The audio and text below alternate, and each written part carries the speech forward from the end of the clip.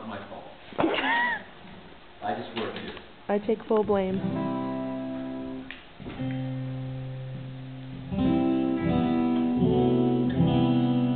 There's a story that I made up in my head about a guy who's working in a convenience store.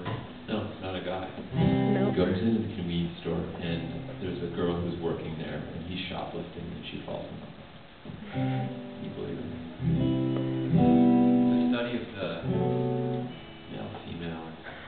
The human condition. Yeah, the human condition. Yeah. It's like Dostoevsky. She didn't know him, but she thought he wouldn't steal because he was attractive. The kind of boy you see on TV, but what you didn't know is he was bound to be a star on one of those shows where they can't show who you are. He should have noticed above the rack of chips there was a camera, the kind that's rarely ever on, but it was today. They were losing quite a lot, and her old man was scared of getting shot.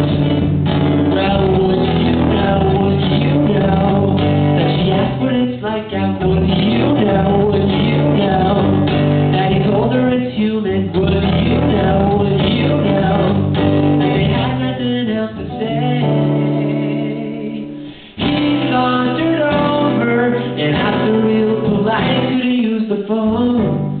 Of course it was a local call, so she said yes, as long as you make it short.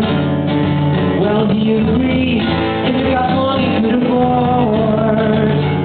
Well, would you know, as you leave on the counter, would you know, that she stared in the monitor, would you know, that she didn't have the heart to say. But maybe she knew what she didn't want to know, that her cutie was a thief. But she was blinded by his eyes and his winter suntan and his great straight teeth.